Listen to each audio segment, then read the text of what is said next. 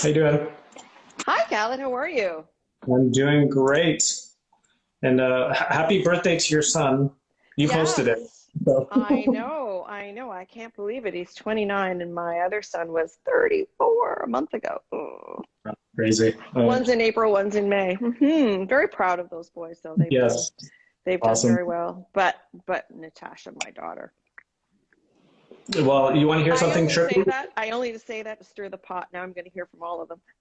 Yeah. You want to hear something trippy, Mayor Crombie?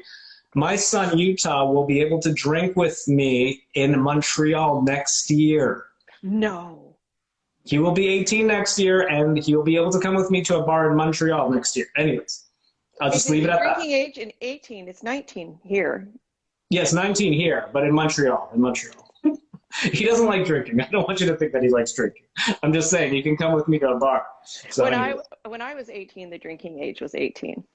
Oh, really? In Ontario? Yeah, just a very short period of time. They reduced it to 18 and then raised it back up to 19 to get it Oh. out of the high schools where I was and into All the right. universities. And that's another conversation. Okay, let's talk about Mississauga. Please. All right. So, what I remember that we used to call this Cawthra Arena, and now it's called Carmen Corbasson Community Center. Yes, named for the previous counselor who tragically Yeah, passed away. That's right. yeah, I think we yeah. did that in So, what, 2012? We named it for yes, Carmen. yeah, She was a very beloved counselor for the region down here in Ward 1 before Jim Tovey, another beloved counselor, who yeah. was very pleased to name it for the previous counselor. Awesome. And it is being renovated, totally, pretty much gutted, renovated. How much is this going to cost? And is the province picking up some of the bill? So unlike South Common, where that is ISIP money, this rebuild renovation, plus adding a pool and therapeutic pool to Carmen Corbasson and renovating many aspects of the meeting rooms and the rinks and the senior center. This is $40 million and it is part of the city's capital plan. And Okay. I know you're very interested in the Burnhamthorpe Community Center as well. Same, adding a pool, and of course it was at the expense of the covered rink, which I know was a very sore point for some of the residents. But when we did do the surveying of the residents on which amenities they valued and would like to see added to the Burnhamthorpe Community Center, which is on Galeden, they said a pool, and that was what was in the design. So, and that too, another $40 million project. And that is on the city's long-term capital plan. So we've been planning for these two rebuilds and expansions for some period of time. Awesome.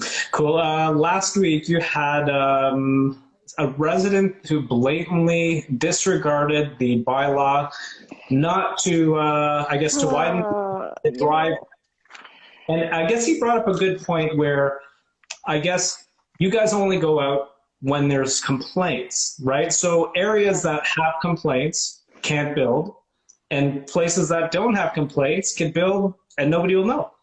So We is used there an issue there? we used to have these conversations about be kind to your neighbor. Be on good terms with your neighbors. So that is true. Our bylaw enforcement is reactive, not proactive. Of course, you know, we just don't have the resource capacity to be proactive in that way. So if there is a complaint, we go and inspect and we fine. Well, first you get a warning and you're asked to remedy the issue. And then you have probably a series of opportunities to remedy the issue before you're fined. And then you would go to court and a justice of the peace would determine the penalty.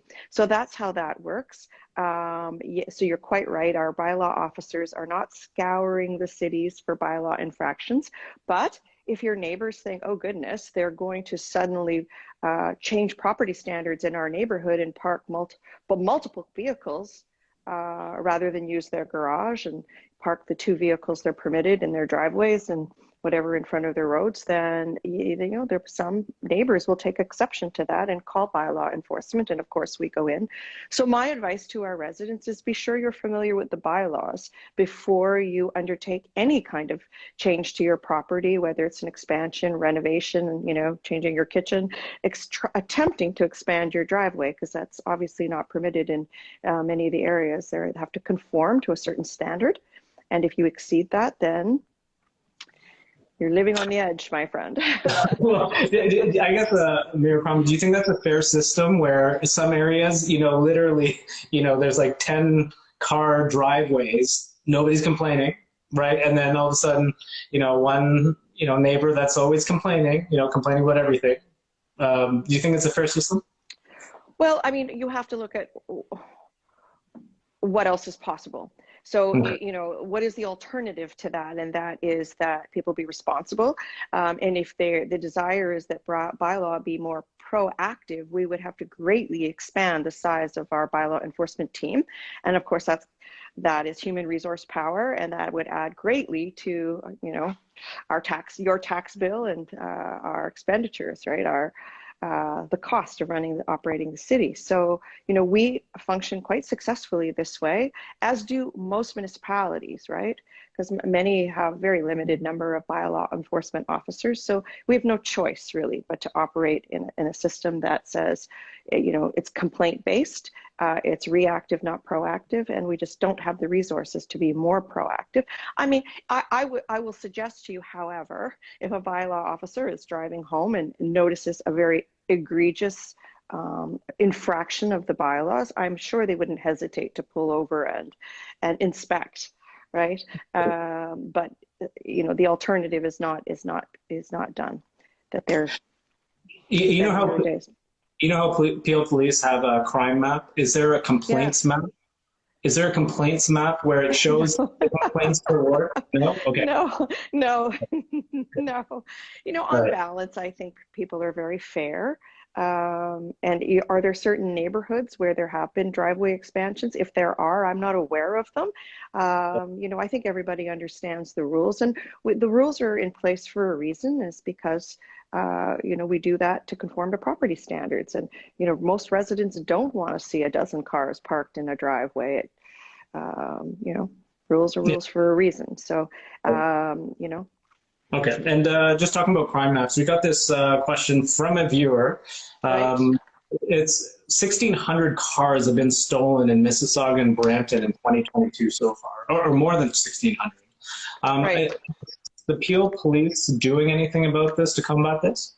Yeah, absolutely. So there's Project High Five, for instance, and it continues to be very successful in investigation and program that recovers stolen vehicles. And you're quite right. There have been, what you said, 1,500 is the number I got, stolen vehicles valued at almost $400 million. The good news is there's a 63% recovery rate. So Peel Police, they have a very strong recovery rate, and also their ability to solve crimes. The solvency rate is very high in Peel. Now, that said, we understand the conditions that were imposed on us during COVID. So there were supply chain issues, electronic parts issues.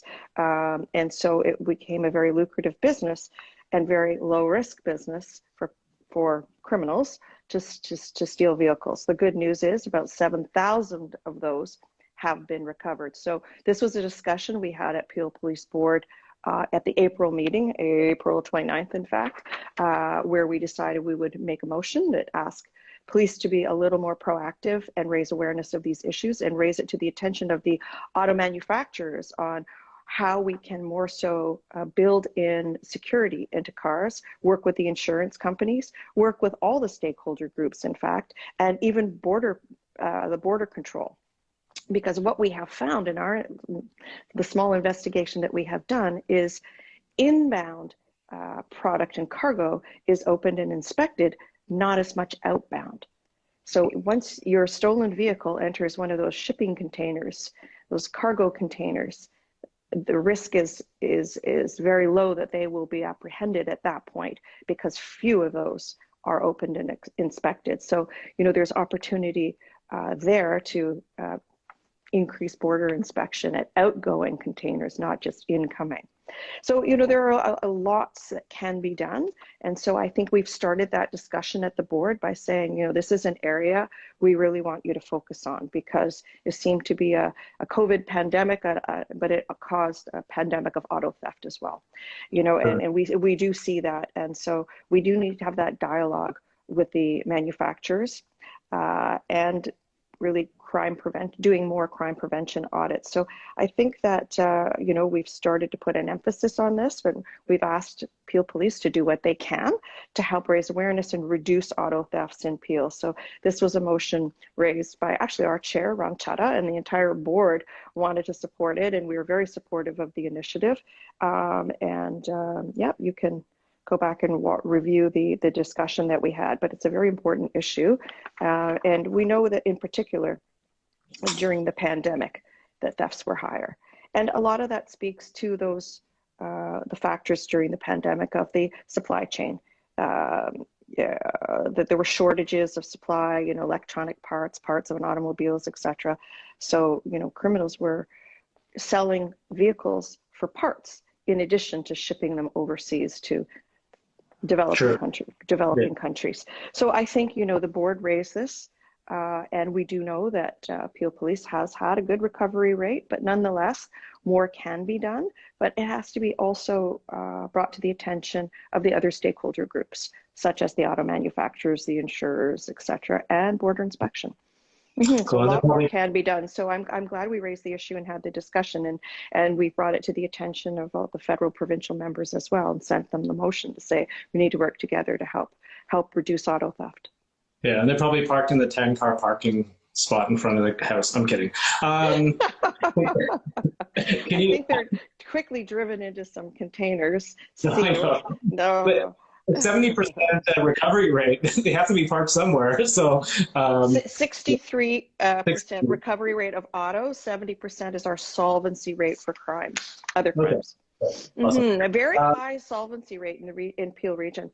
I'm very, very proud of the men and women in uniform at Peel Region. That's awesome. Can you provide an update on the Ogden Avenue pedestrian bridge?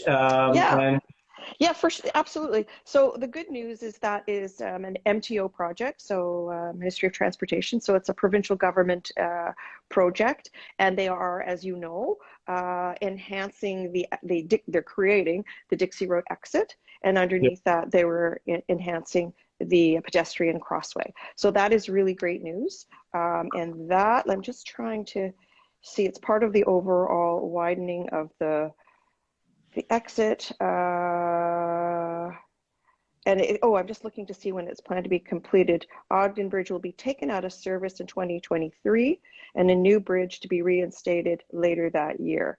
The existing bridge is currently in use, but it's part of the larger reconstruction of that new exit that is being created. And you see that at the Dixie Valley Mall, and that you know that if you're on the North Service Road, you can no longer have access, you no longer can access the QEW from Dixie. That's been shut down to construct the new exit. So, Cool. Awesome. New cherry blossom trees are being planted at Korea Park. Is this real? Is this for real? Oh, it's just incredible. I love this time of year and the beautiful sakura blossoms. And I'll be there tomorrow to plant trees. I'm very, very pleased with that. Yep, it's the 40th anniversary of our sister city relationship with Korea, the city of Korea. And you know that we sent them a beautiful piece of art featuring Port Credit and the lighthouse, and the artist was, I want to say Karen Saunders. Just let me check her name. You and I are the only Karen Saunders. Who? Her name is Karen Saunders, was the artist of a piece called The Meeting Place, and that was the gift that we sent the town of Korea to celebrate our 40th anniversary, and they have sent us the cherry blossom trees. And so we are very, very excited about receiving these 6 new cherry blossom trees. We'll be planting one tomorrow. I'm very happy about that. And one tree was also provided by Mississauga-based company Denso, and I always have the opportunity to visit their head office and headquarters and meet with their CEO when I'm in Japan. I don't know if you've met with them. We should set that up next time you go. And there is a new Mississauga Friendship Association president, Makesh Gupta, and he'll be providing remarks from the Friendship Association as well tomorrow. And it is such a glorious time of year when those cherry blossom sakura trees are in full bloom. And that really is a very short time frame because they're out literally at their best right now. So I encourage everyone who can to try and make it over to Korea Park, and of course you know where that is, on the north side of, oh excuse me, on the south side of Burnhamthorpe, just west of Huron, Ontario, and just experience them because they're magical. It's funny, I think you and I are the only people in Mississauga that's ever visited Korea City in Japan. So oh, that is true. That might be true. Well, except for some of the members of my council, but it's a magical place too. And they have a small replica of Mississauga City Hall, including the clock tower, in Mississauga Park. We have a Korea Park, and the town of Korea has a Mississauga Park. And they have many gifts that we have sent them over the years, including that red canoe, if you recall. There's a bear statue, many carvings. And one thing I'm going to say is that I know the Mississauga Park in Korea City in Japan has the old logo.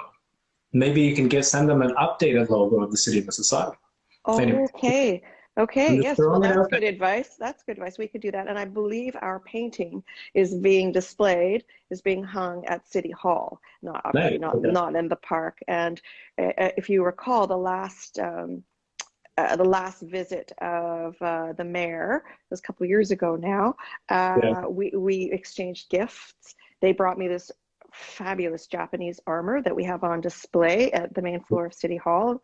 And I gave them a very beautifully designed, decorated Indigenous drum. Cool. That's awesome. From the Mississaugas of the Credit. Well, I hope to be back there in October, so I'll let you know. If it's open, they're not letting any tourists in. So they haven't let a single tourist in since the pandemic. So we'll see. Last question. Obviously, there was a provincial debate today. It was up north, so it was really about northern. I didn't have the chance to see it. I haven't heard any. I haven't got any feedback yet. But if I can, I'll probably see the highlights this evening on the news. Yeah, I think the only thing that they talked about that would affect the municipalities is the way that Toronto gets taxes, and they wanted to have Mississauga and like all the other municipalities getting the taxes the same way Toronto does. That's the only thing. But I'm not. Oh, sorry. Go ahead. The Toronto Act does allow for different taxation ability, and much of it they use. And they have a vehicle registration tax, they have a land transfer tax, they have a hotel tax, parking tax, etc. But there is a suite of tools that are available to the City of Toronto that other municipalities said allow us to have the authority to decide and debate with our councils what might be appropriate for us. Because as you know, we're asked to build 21st century cities, and we have 19th century tools based largely on property taxes, which I find a very regressive form of taxation.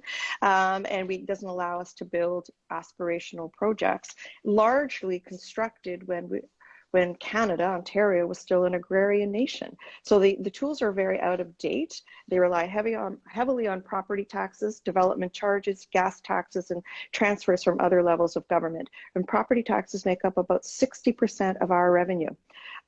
So to have another tool or two so that we could keep the rate of property tax increases lower the way Toronto does, because everyone will say, why are your property taxes so high? And I will always respond with, ours are lower than 50% of the municipalities in the GTA, and people get good value for their tax dollar in Mississauga. However, Toronto has the lowest taxes, but let's not forget, they have other tools to cross-subsidize their tax rate.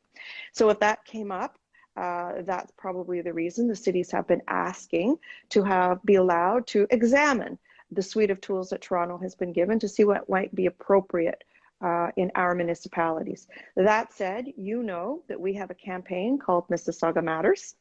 Yep. It is on the website, mississaugammatters.ca, where we have listed all of our priorities for our municipality, which of course include transportation, the downtown loop, all-day two-way GO service on the Milton line. We have funded for our LRT and our BRT. We need our transit terminal funded as well.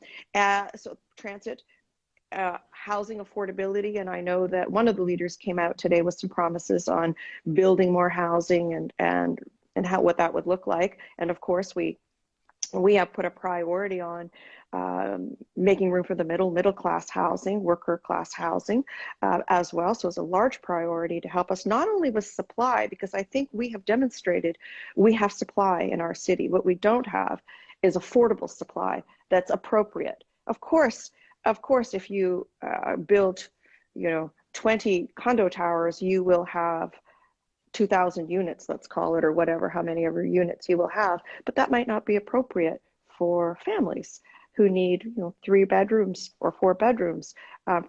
Maybe good for newcomers, maybe seniors, because we know that seniors don't like the townhouses because they don't want to climb stairs. So do we have the adequate and appropriate supply of housing that is affordable? So transit, housing affordability, our infrastructure, and of course the revenue tools is one of the asks of the municipalities, as is restart funding, which is to help us recover from the deficits we all incurred during COVID.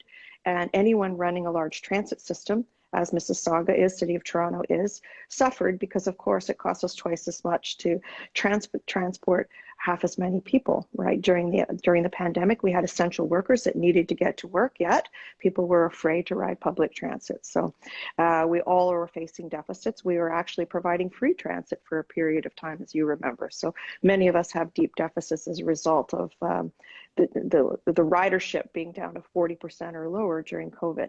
So those are our common priorities among all the Ontario big city mayors. So on the Mississauga Matters website, you will see what our priorities are. And then we have kind of a checklist of which of the political parties who are campaigning have agreed to our priorities. So today we saw, I think it was today or yesterday, that the Liberal platform did include funding for our downtown loop and for all-day two-way GO service. So we put the check marks on the Liberal column. I think the NDP have done the same. Now, the Premier has said, he has said verbally and committed publicly that he wants to restore the loop. So that's good news. It wasn't as part of the budget, but I'm very hopeful that he may announce it still. There's lots of time. The election is until June 2nd. So those are our priorities. And I invite all the listeners to check out MississaugaMatters.ca, because it's our voice, and we want to ensure that they know that we have 6 ridings here and Mississauga does matter. Awesome. I will have the candidates on the next couple of weeks. I will let them know the LRT loop has to be here. Perfect. All right. Mayor Crombie, housing affordability and all-day two-way on the Milton GO. I'll definitely have a bunch of questions for that. Okay, great. Thank you. Thanks so much, Mayor Crombie. Thanks for having me. Bye.